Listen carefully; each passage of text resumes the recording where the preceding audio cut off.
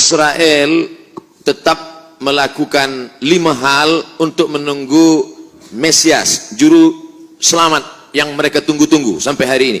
Karena menurut mereka juru selamat itu belum turun sampai hari ini. Yang pertama, semua Yahudi mesti kembali ke bumi yang dijanjikan Tuhan. Al-Ardul Mau'ud, tanah yang dijanjikan Tuhan. Itu syarat pertama.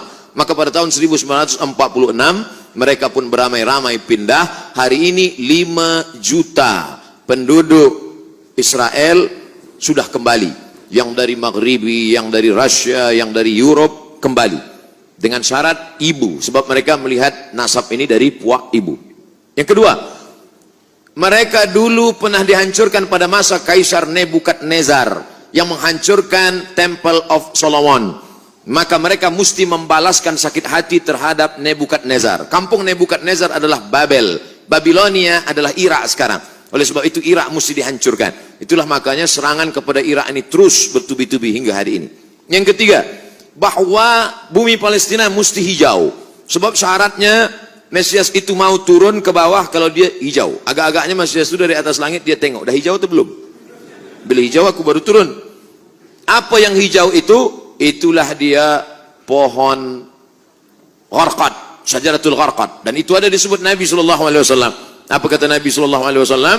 Nanti batu pun akan berbicara. Ketika bersembunyi mereka pada perang besar di akhir zaman itu di belakang batu, batu akan berbicara. Ya Abdullah, hadza Yahudi khalfi faqtulhu. Wahai hamba Allah, ini di belakangku ada Yahudi, bunuhlah dia. Kecuali satu, kata Nabi. Apa itu? Syajaratul gharqad. Subhanallah, Masya Allah.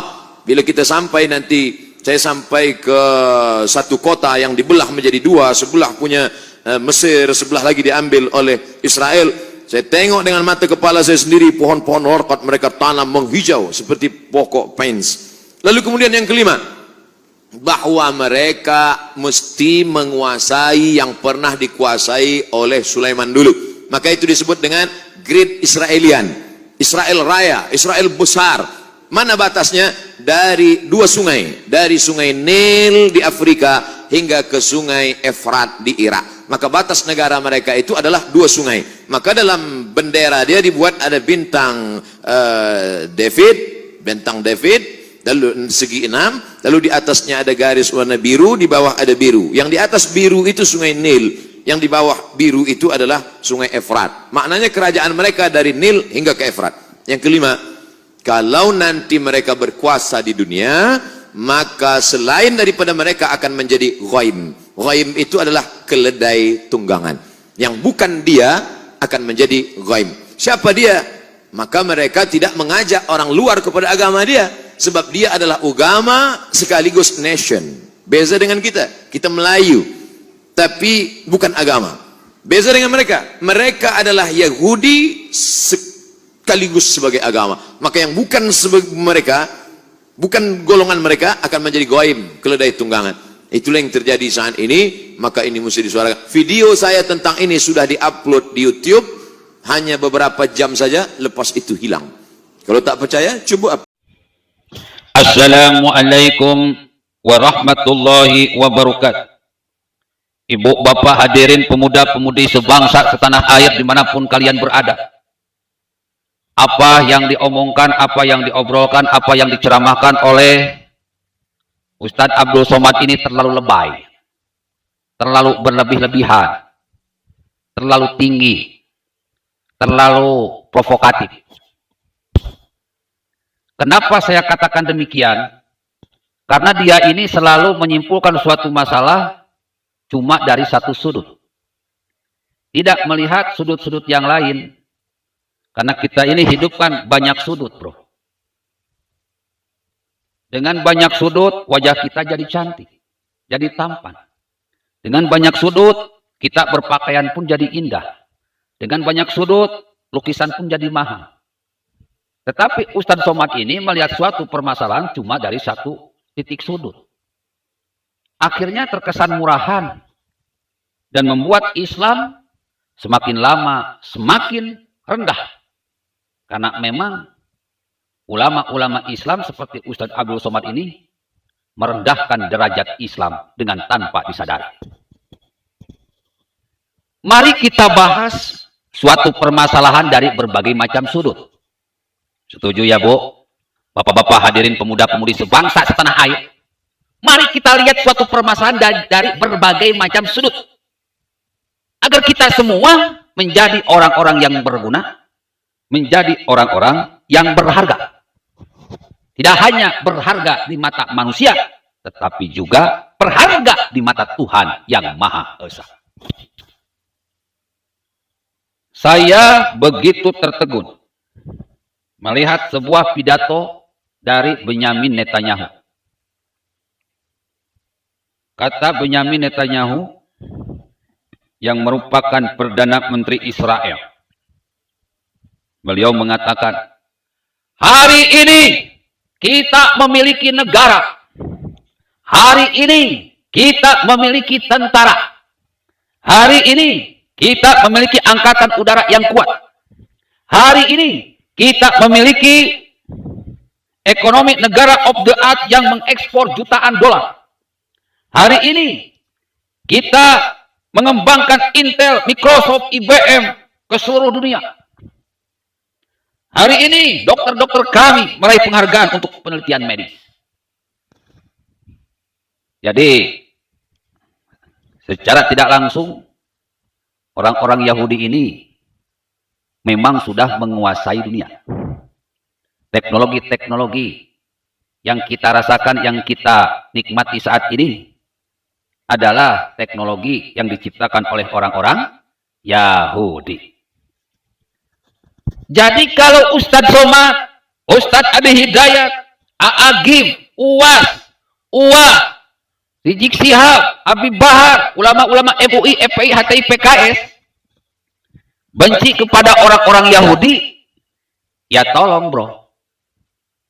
Mulai sekarang jangan pakai handphone, jangan pakai laptop, jangan pakai pesawat terbang, pesawat tempur. Pokoknya jangan pakai produk-produk Yahudi. Karena kan barang siapa yang meniru suatu kaum berarti mereka termasuk ke dalam kaum tersebut.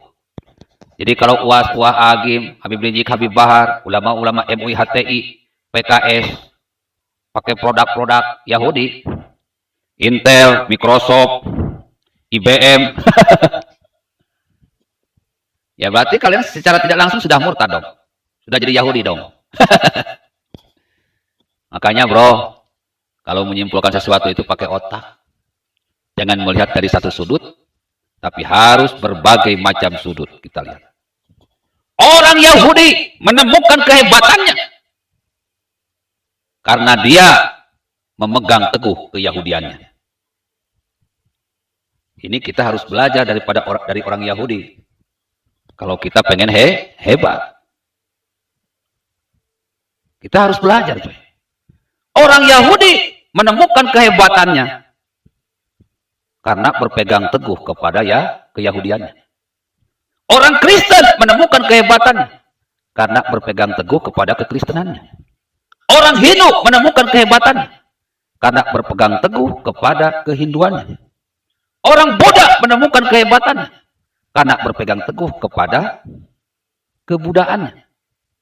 Orang Islam kalau pengen menemukan kehebatannya, maka pegang teguhlah Islam dengan baik dan benar.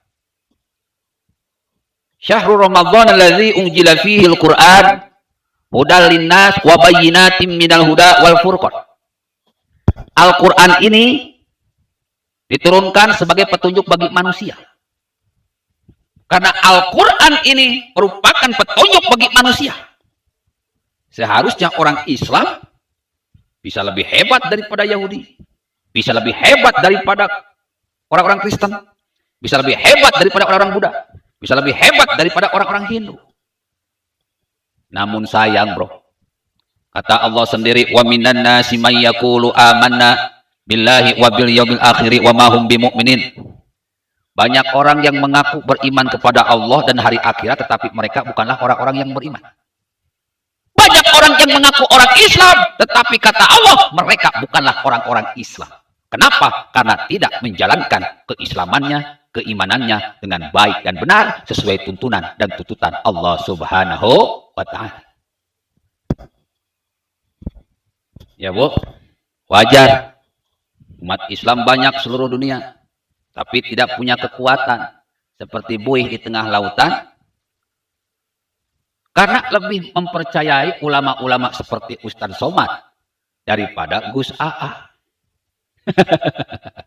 Gus A ini ulama kampung, tapi pemikiran Gus A ini global. Kalau Ustadz Somad ini kan ulama global, tetapi pemikirannya kampung. Setuju? Halo? Banyak orang Islam lebih percaya kepada ulama-ulama seperti Ustadz Somad. Ulama-ulama global, tapi pemikirannya kampung. Banyak orang Islam yang tidak mengikuti ulama-ulama seperti Gus AA. Ulama kampung, tapi pemikirannya global. Makanya sekarang kalau misalkan umat Islam ingin sehebat orang Yahudi, kalian harus mengikuti ulama-ulama seperti Gus AA. Ulama kampung, tapi pemikirannya global. Gus AA ini kan pernah bilang bahwa agama Islam ini adalah agama logika. Berpuluh-puluh tahun Gus AA ditertawakan. Berpuluh-puluh tahun Gus AA dilecehkan. Berpuluh-puluh tahun Gus AA dinistakan. Kayaknya sama dengan orang Yahudi. Berpuluh-puluh tahun dinistakan, dicuekin, dizolimi. Tapi Gus A tetap berpegang teguh terhadap konsep the king of science, revolusi otak, revolusi alat, revolusi mental. Karena Gus A selalu berpikiran, kalau saya ingin hebat seperti orang Yahudi, ya saya pun harus berpikiran seperti orang Yahudi. Orang Yahudi lebih mengutamakan akal dan logika, maka saya pun harus mengutamakan akal dan logika. Manusia tidak akan pernah bisa hidup di dunia ini kalau tidak menggunakan akal dan logika. Dikiranya itu, Bu, dalam Al-Quran tidak ada perintah untuk menggunakan akal. Ternyata ada, coy. Bismillahirrahmanirrahim. Inna fi khalqis samawati wal ardi wa ikhtilafil laili wan nahari la ayatin liulil albab.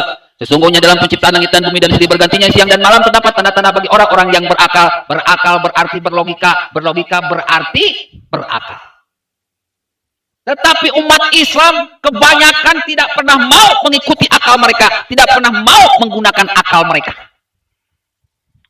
Makanya banyak para doktor, profesor, master, jabatannya mentereng, tetapi otaknya kampung.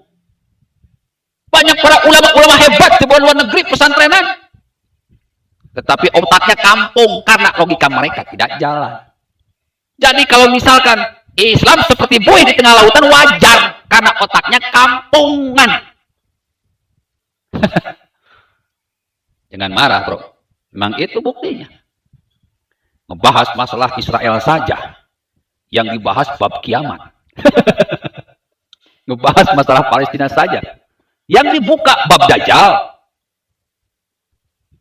Ini kan terlalu lebay, nggak logis. Jadi umat Islam ini akan menemukan kehebatannya manakala umat Islam mampu kembali berpegang kepada ajaran Islam yang sesungguhnya. Seperti orang Yahudi menemukan kehebatannya ketika mereka berpegang teguh kepada keyahudiannya. Artinya ilmu Islam ini dengan baik dan benar. Tidak hanya membaca, tidak hanya paham, tapi harus praktek. Selama ini umat Islam banyak yang paham, banyak yang pintar, banyak yang hafal, tetapi tidak bisa praktek. Kalau orang Yahudi enggak, dia banyak baca, dia banyak paham, dia pun praktek. Maka orang Yahudi sekarang menjadi sebuah negara, punya tentara, punya angkatan darat yang kuat, angkatan udara yang kuat, menguasai ekonomi dunia, mengekspor jutaan dolar. Intel, Microsoft, IBM, yang kita pakai ini, bro, produk Yahudi. Obat-obatan, ini produk Yahudi, coy. Aneh. Lalu di mana kehebatan Islam? Dalam Al-Quran memang, bro, ada Dikatakan bahwa Islam ini akan menjadi kekuatan terbesar di dunia di akhir zaman. Jadi tidak hanya Yahudi. Ada dua nanti kekuatan besar di akhir zaman yang memiliki kehebatan yang luar biasa. Dan diputuskan oleh Allah Subhanahu wa taala, oleh Rasulullah sallallahu alaihi wasallam, bahwa umat Islamlah yang akan menjadi umat paling hebat di dunia ini. Cuman sayangnya sampai saat ini umat Islam belum menemukan kehebatannya karena umat Islam tidak mampu menjalankan keislamannya dengan baik dan benar. Umat Islam banyak yang korupsi, bangga dengan korupsinya. Padahal ajaran Islam itu melarang perihal korupsi. Umat Islam suka suap, padahal ajaran Islam tidak ngajari. Umat Islam suka makan riba, padahal ajaran Islam tidak ngajari. Banyak hal-hal yang dilakukan umat Islam yang tidak sesuai dengan ajaran Islam. Bagaimana Islam bisa menemukan kehebatannya sementara umat-umatnya tidak menjalankan ajaran Islam dengan baik dan benar? Logika sederhana. Akankah seorang pelukis bisa membuat sebuah lukisannya jika dia tidak patuh kepada ilmu lukis yang dipunyainya? Saya yakin tidak. Para pelukis yang hebat menghasilkan karya yang hebat karena patuh kepada aturan main dalam ilmu lukis. Begitu umat Islam akan menemukan kehebatan sebagai umat paling wow di dunia ini manakala ajaran Islam diterapkan dengan baik dan benar. Kalau Islam ingin menjadi negara yang hebat, ingin menjadi umat yang hebat, innama bu'istu liutammima makarimal akhlak. Maka mulailah dengan akhlak, bukan dengan mendirikan negara. Billahi taufiq wal hidayah. Wassalamualaikum warahmatullahi wabarakatuh.